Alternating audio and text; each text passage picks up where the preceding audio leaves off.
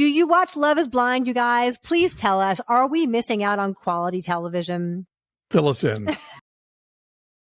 Be sure you hang out with us tomorrow. You're here today. That's great. Come back tomorrow, Wednesday, April 19th at noon Pacific for a live Ask Us Anything. Yes. You, the viewer, can ask us anything you want, and we will probably answer it.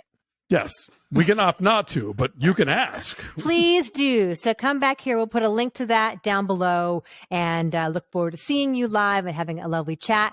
And then in a couple of weeks, we're going to do another live discussion. It's going to be a spoiler talk about Beau is Afraid, because we want to give you guys time to see it. It opens nationwide this Friday, and it's something you're going to want to chew on. So make sure that you come back. We'll have some more details about that very, very soon.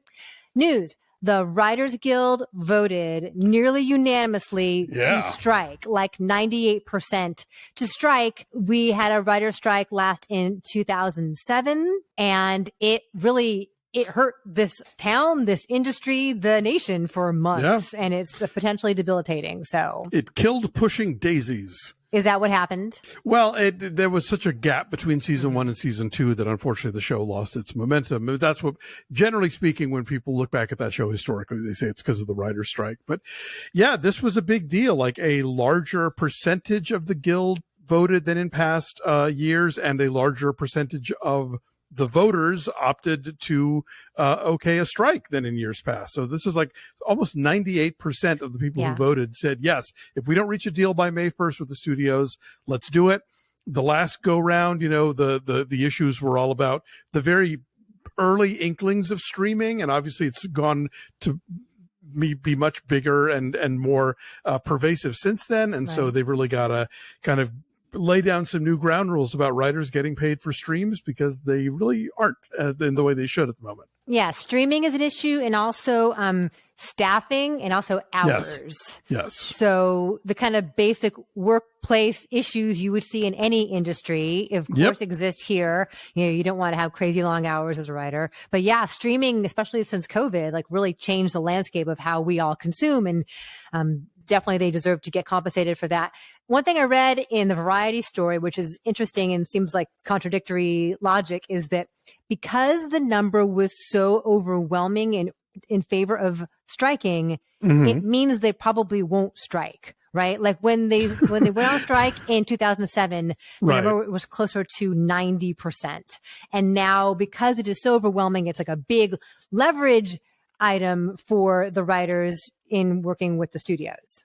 Right, exactly. I mean, the whole point of this early vote before the deal is done is to be like, we're not just whistling Dixie here. Like we have the wherewithal to make this strike happen. If you guys don't, come to the table with us and come to terms. And yeah, so you're right. The fact that it was so overwhelming means the union is very much behind this, and it's a very strong union. And so I think that is going to work in their favor. Yeah, so we'll keep you updated on that, but May 1st, rather, is the deadline. So we'll see what happens there.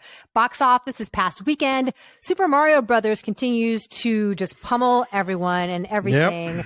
It made $92 million in its second weekend. That's a drop of only 37% from its opening. Record second weekend for an animated film. Right. It has crossed $700 million globally at this point. So it's a juggernaut and bringing families back into theaters. Renfield did not do well. Renfield made only $8 million in its opening weekend. It's a niche kind of movie, and I think unfortunately, it was a niche movie made at a studio budget, I think the idea there is an audience out there who is dying to see Nicolas Cage play Dracula, but that is not necessarily, the Super Mario Brothers audience. Right. It's also extremely R.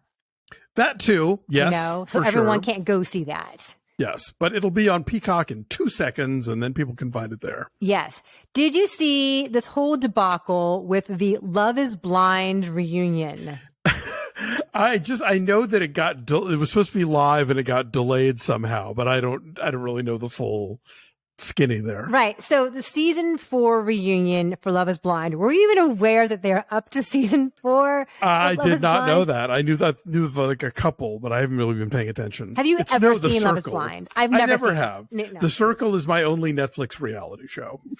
I've never seen Love is Blind, but I have various friends from various parts of my life who like hate themselves for watching it, like are super into it, but it's awful. So I guess we're going to do like Nick and Vanessa Lachey. We're going to host this live reunion show on Netflix. And it was just a cluster and it did not happen. People who were logging in got some like error screen saying, reset your internet and see what happens. Wow. So it didn't happen at all? No, it did, but it eventually aired like 19 hours later. Oh my God. Right. Wow. It was craziness. And so all of Twitter was ablaze with like Vanessa Lachey is a terrible host. Once it did actually see the light of day, people were going off on how bad it was. Do you watch Love is Blind, you guys? Please tell us, are we missing out on quality television? Fill us in. I suspect not. We got to talk about Jonathan Majors for a second, because there have been accusations of sexual assault and ex-girlfriends accusing him of assaulting her. And now his management and his publicist have both dropped him. Yes. I was having a conversation about this with somebody recently, and it used to be that, your management team, your publicity team, your lawyer, your legal team, like the reason that you pay them is to have them at this juncture where like something terrible has happened. Mm-hmm. And then if they leave, that means, oh, you are so guilty and they can't get you out of it. I don't know that that's necessarily the current version of that. I think a lot of times, there are a lot of sort of publicity and management crews out there who are there for the good times, and then the second that things get complicated, whether or not you were at fault, maybe they bolt.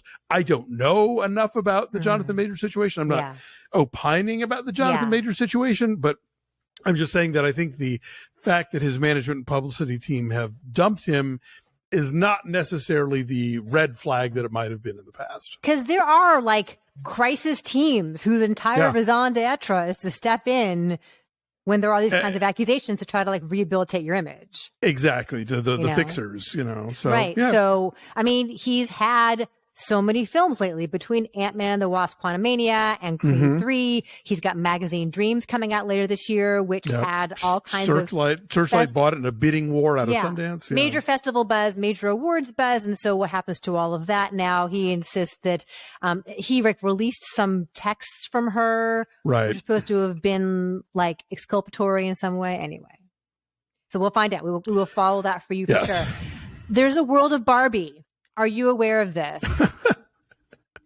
I mean, we all live in it, right? Right. We are a Barbie girl in a Barbie world. But there's a whole giant thing here in LA at Santa Monica Place. It's like a life-size Barbie dream house. And you can go and you can sit in her little van and you can record karaoke songs in her music studio. And it's a whole giant chunk of this mall. Malls increasingly getting abandoned and being repurposed for things. The Kmart across from the Grove for a while was like a Britney Spears experience. Yes. So this is the thing, right? Like these Instagram-worthy experiences. And Come take selfies here, please. Take a selfie here. There is a Barbie one. It's in LA. $35 a person. No age limit. You can be tied a kid. To the movie or just tied to the toys? I think it is tied to the toys, but the fact that the movie is coming out in a couple of months doesn't hurt. It's got to be all connected to each other somehow. So should we go to the world of Barbie? I wouldn't say no. Okay. Maybe we'll do a field trip. We'll do a breakfast all day field trip and go hang out in the Barbie dream house. And then our friends at Vidiots are finally opening. I'm so happy for them. This has been so long in the making. Vidiots is a long-time legendary video store and event space. It was on the west side in Santa Monica, not too far from the Barbie experience, actually. And, they closed the way that so many video stores close, but there is so much love for these women who founded it and the work that they do, that they have been working on a new space in Eagle Rock, which is like in the hills in between downtown LA and Pasadena.